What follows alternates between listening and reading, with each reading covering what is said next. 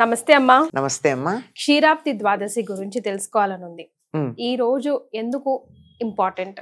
ఈ రోజు మనం అసలు ఏం చేయాలి, ఏం తెలుసుకోవాలి, ఎలా ఉండాలి?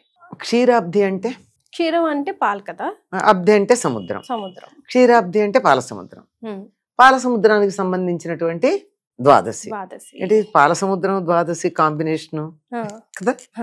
ఏమంటే ఆషాఢ శుద్ధ ఏకాదశి నాడు యోగ నిద్రలో ప్రవేశించినటువంటి శ్రీ మహావిష్ణువు మళ్ళీ కార్తీక శుద్ధ ఏకాదశి నాడు ఆయన మేలుకుంటాడు. 4 నెలలు అయిపోయింది కదా. ఆషాఢం, శ్రావణం, భాద్రపదం, ఆశ్వేజం, కార్తీకం.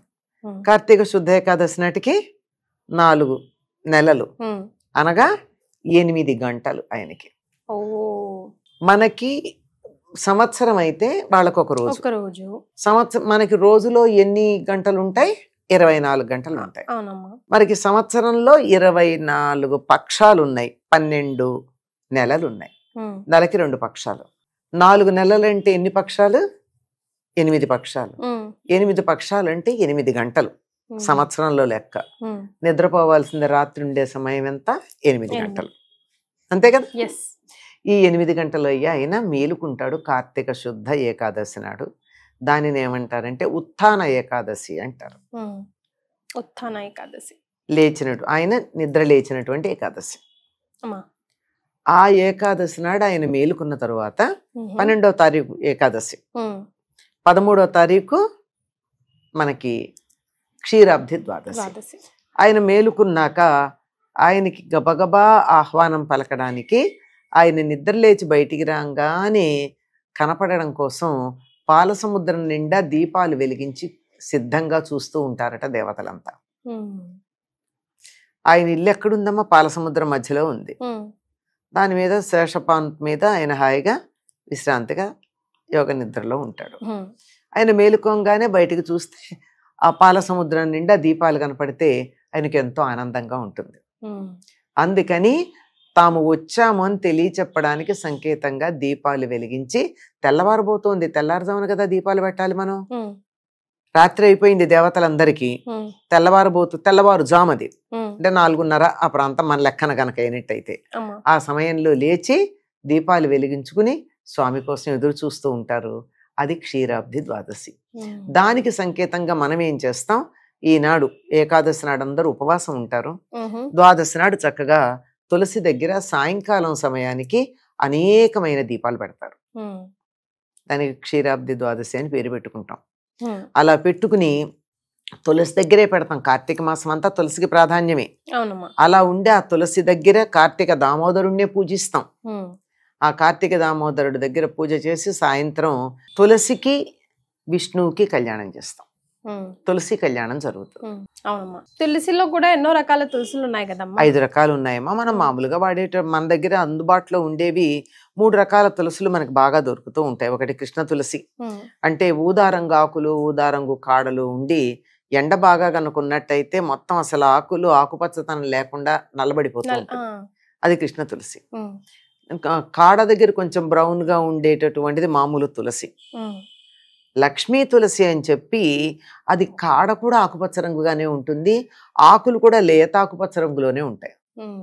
ఇక కాకుండా మిగిలిన ఉన్నటువంటిది కర్పూర తులసి మరొకటి ఉంటాయి. ఇవి పంచతులసిల్లో ఇవన్నీ రకాలమ్మా. ప్రధానంగా మనకు ఉండేటటువంటివి ఈ 3 తరచుగా మన ఇళ్లల్లో పెంచుకుంటూ ఉంటాం. ముఖ్యంగా లక్ష్మీ తులసి, కృష్ణ తులసి, లేదా రామ తులసి, కృష్ణ తులసి అంటే ఇంకోటి బ్రౌన్ గా ఉండేదాన్ని రామ తులసి అని కూడా అంటారు. ఇవి మాత్రమే మన ఇళ్లలో మనం తరచుగా పెంచుకుంటూ ఉంటామమ్మా. ఈ లక్ష్మీ తులసే కోటలో ఉంటుంది. దాని దగ్గర లక్ష్మి గాని రామ గాని దాని దగ్గర అందులోనే ఒక రాయి పెడతారు. ఆయన్ని కార్తీక దామోదరుడు అంటారు. ఎందుకంటే ఆ తులసి ఆయన్ని శపించిందిగా, నువ్వు రాయి అయిపోతావని. అందుకని దానికోసం అని చెప్పి అక్కడ ఆ రాయిని పెట్టి ఆయన కూడా పూజిస్తూ ఉంటారు. నిద్ర లేవంగానే విష్ణువు మొట్టమొదట తులసి వనానికి పెడతాడట. అందుకని బృందావనం అంటారు దాన్ని. అందుకని ఆయన లేవంగానే అక్కడికి వెడతాడు గనక ఆ తులసిని ఆయన్ని కలిసి గనక పూజించినట్టయితే మనకి చాలా పుణ్యంగా ఉంటుంది అని చెప్తారు. ఆ రోజు చేసేటటువంటి ఈ దీపాలు ఇన్ని వెలిగించి పెడతాం కదా, వీటి యొక్క ఫలితం మామూలుది కాదు, అద్భుతమైనటువంటి ఫలితం ఉంది. ఈ కథను కూడా మనం చెప్పుకుంటాం. అంటే తులసి కళ్యాణం అందరూ చేస్తారని కూడా లేదమ్మా, కొంతమంది చేస్తారు, లేదంటే పూర్ణిమ నాడు చేస్తారు, పూర్ణిమ నాడు చేస్తారు. కానీ ఈనాడు ఏంటంటే దీపం పెట్టిన తర్వాత ఒక కథ చదువుకుంటారు. దీనికి కూడా 2-3 కథలు ఉన్నాయి, కానీ ప్రధానంగా అందరూ చదువుకునేటటువంటి కథ ఏమిటంటే, ఈ కథ కన్నా ముందు ఇంకో విషయం చెప్తా. ఈ రోజు ఏం చేయాలంటారంటే, బియ్యపు పిండితో 3 ముద్దలు చేసి, ఈ 3 ముద్దల్ని కొయ్యరోట్లో వేసి, పూర్వం కొయ్యరోళ్ళు ఉండేవి, కొయ్యరోట్లో వేసి రోకలితో పాలు పోసి దంచుతారు. రోకలి కూడా వాడరు, చెరుకు గడలతో దంచుతారు. అలా దంచుతున్నప్పుడు ఎన్నేసి చినుకులు, పాల చినుకులు దంచుతున్న వాళ్ళ మీద పడతాయో అన్ని సంవత్సరాలు పుణ్యలోకాల్లో ఉంటారు అని ప్రసిద్ధి. అప్పుడు దాన్ని తీసి అందరికి కొంత ప్రసాదంగా పెట్టి కొంత వీళ్ళు స్వీకరించడం ఇది ఉంటుంది.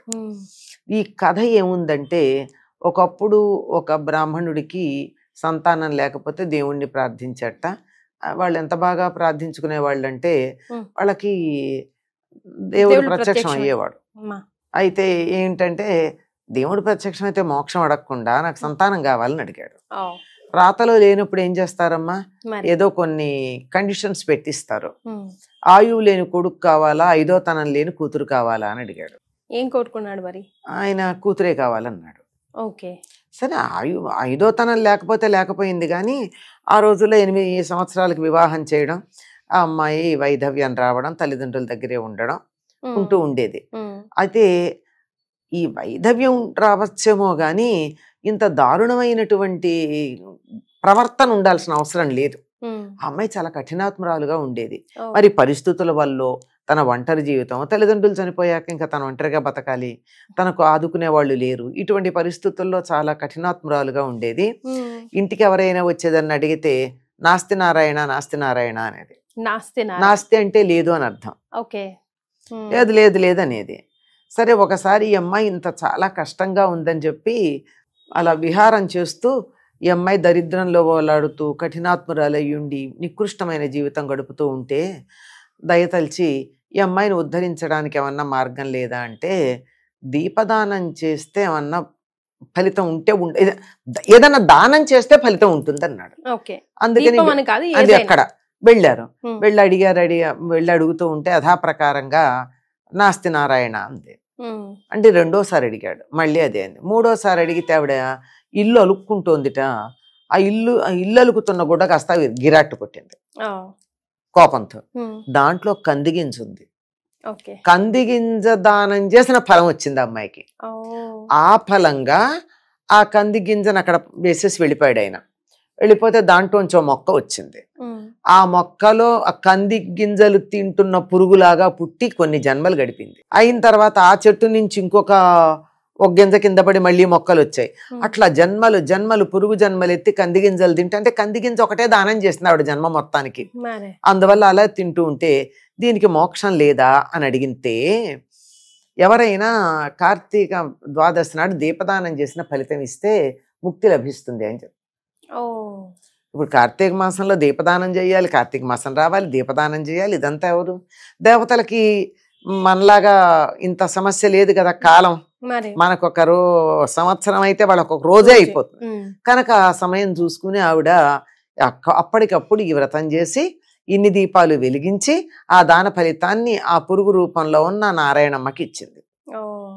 వెంటనే ఆవిడ ఆ మంచి ఉద్ధరించబడి విషయం తెలుసుకుని వారికి నమస్కారం చేసి పరిశుద్ధురాలే వెళ్ళిందని ఈ కథని మనం చెప్పుకుంటాం. అంటే దీపదానం చేస్తే కార్తీక మాసంలో ప్రతిరోజు సంధ్యా సమయంలో దీపం పెట్టి ద్వాదశి నాడు గనక ఈ రకంగా క్షీరాబ్ది ద్వాదశి నాడు దీపదానం చేసినట్టయితే ఎటువంటి క్రూర కర్మల కారణంగా దుర్మార్గపు పనికిరాని జన్మలు వచ్చినా వాటి నుంచి ఎట్లా ఉద్ధరించబడతారో తెలుస్తుంది. ఈ కథ చెప్పుకుంటారమ్మా. తులసి దగ్గర దీపం పెట్టి మళ్ళీ దీపావళి అమావాస్యకి ఎన్ని దీపాలు పెట్టుకుంటామో దరిదాపుల్లో అన్ని దీపాలు చాలా వెలిగిస్తారు.